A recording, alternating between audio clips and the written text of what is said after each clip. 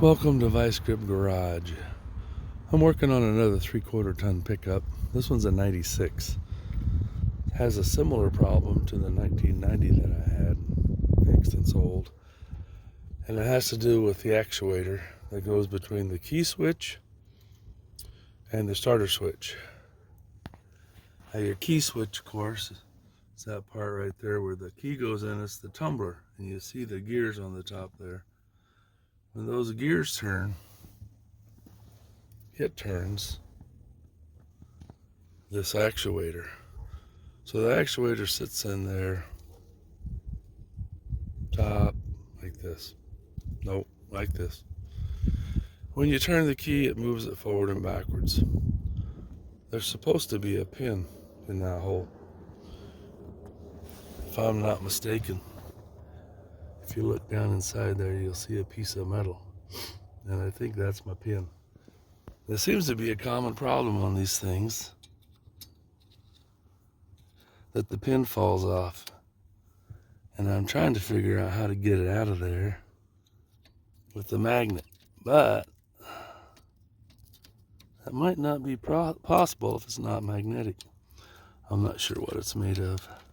Oh, I think it just came out and fell down. Let me see. Nope, still in there. You can see it. Let me try some needle nose pliers.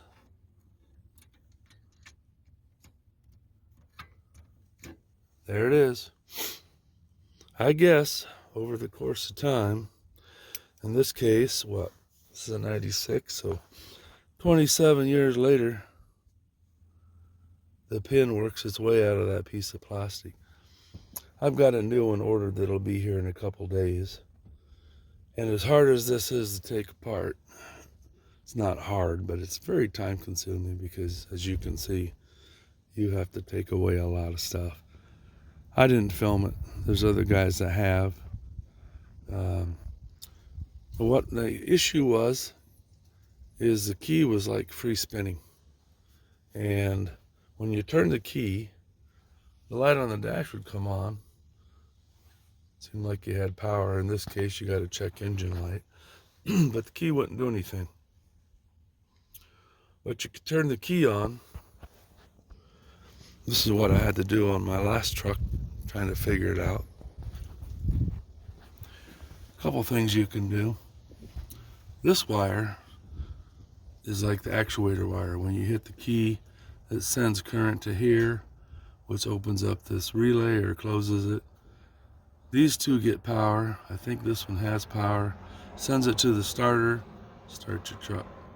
So you could take a jump wire. You can go from the positive and jump over to here, and it'll start. Or you can take a pair of pliers or a screwdriver, cross these two terminals, and it'll start. Now, the last one, you could see the actuator moving, but it just wasn't enough to start it. But it would shut the truck off once you got it running. This one, once you got the truck started, you couldn't shut it off. So what I ended up doing, I mean, you could figure out a way, shut off the fuel supply somehow. What I did, this is actually called your ignition switch. And there's a piece of plastic up in here that when the actuator rod moves forward and backwards, it moves the plate down here with the hole in it, which activates that pin right there. So what I did is I just unbolted this and I pulled back on that into the stop position, shut the truck off.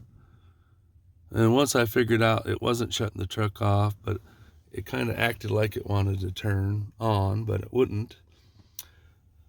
When I took the steering wheel, let's see, how did I do that? I took the ignition out. I'm trying to remember. I think I had the steering wheel off. You could take a screwdriver, stick it down in the hole where usually the key would activate this plunger. Let's see. So this is sitting in there like this. You could push on this piece with the screwdriver and it would start the truck, but it wouldn't shut it off. So I was pretty sure this pin was broken. As complicated as this was, I think I'm just going to wait till my new part comes in. But I'm really tempted to put it back together. Press this back into the piece of plastic. Get it back in where it belongs. But I don't want to do it and have it fall apart in a week. I'm going to check it out, though. I may do that. It might last another 20 years before it comes back out. What else am I going to say? Other than that, it's a good truck. I just bought it from a guy. He didn't know what the problem was. He said it won't start. The battery was dead. Well, I tried to charge the battery. It wouldn't take a charge. So I bought a new battery at Walmart. It was about $114, $119. In case you need a new battery, this is an Everstart Max 850 cold cranking amps, 1000 cranking amps at 32 degrees. Turns the truck over just fine. The other one battery was bigger than that, but it just wouldn't hold a charge anymore. If you're having trouble, your key just doesn't work, and you did like me, you replaced the key switch, tumbler, and you replaced this part, still nothing. I mean, there's other things it can be. Your neutral safety switch could be bad. Your starter solenoid over there could be bad. Your starter could be bad.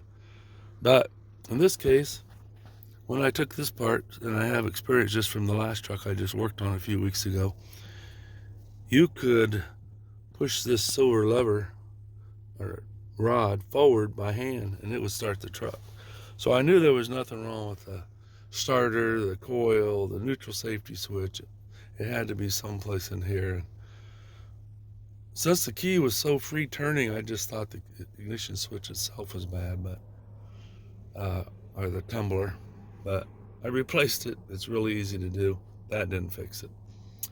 I went down and bought a new ignition switch, the white box, and I checked it compared to this one. They're exactly the same. They operated the same. So I said, well, I bet it's not that switch because it doesn't seem to be anything wrong with it.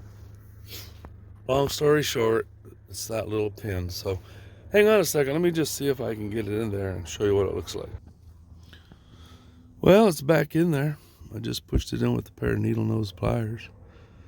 And I would just about bet you a guy could put some Loctite on it, I suppose. Or maybe a bead of glue or something on the back. But I'll bet you that'll stay in there for another 20 years. It goes down, like I said, in that slot right there. I wonder if there's any way to get that in there assembled.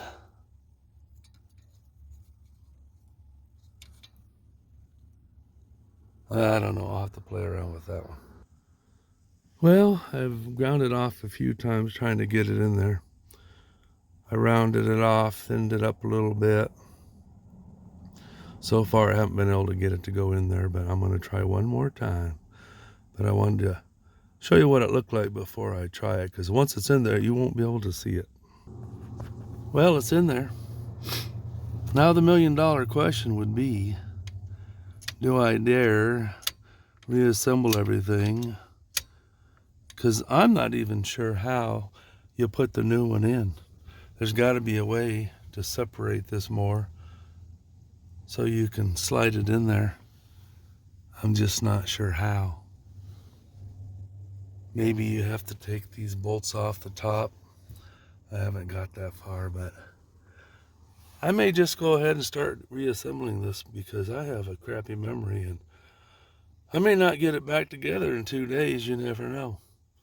But this is the way it's supposed to be. And see if you can see it underneath here. There's where this pin is here, there's a hole up there that it goes into. And that's what activates the starter. When you turn the key, it moves that plate, which moves this pin, which operates the ignition switch here. Anyway, I'm going to put it all back together. I'm not going to film it because I need someplace to set my camera up and you still wouldn't be able to see everything I'm doing. But there are some pretty good videos. that lasts about a half an hour to show you how to take this all apart. So thanks for watching. I will do an update if this works. Hopefully I don't have to take it back apart. I was fighting and fighting trying to get this part of the steering column back on. I put a couple of nuts underneath the release down here to get these, where am I? To get these out of my way. Hopefully I can pull those out of there with the magnet. That's my goal. But once I got those out of the way, I could get this bolt lined up. But try as I might, I could not get this bolt lined up, and I tried and tried and tried. I called a mechanic friend of mine. He can't come over till Friday. And it just didn't seem like there was any reason why it wouldn't just slip on and line up. Finally, I took this off, and I was playing around with the steering shaft, and I found out that it'll pull out. There's a little bit of slack. So I pulled it out about a ½ inch, maybe a quarter, but I think it was close to a ½ inch. And then this thing just slid right on. So I think it had sunk back in there far enough. It was in a bind. It wouldn't let this where it belongs. So by pulling this out just a little bit, like a ½ inch, this went together. The bolts are in. Now I can start reassembling it. Hope this helps somebody out. Well, I got it back together, and it took me a couple tries because I wasn't getting the key cylinder in right, but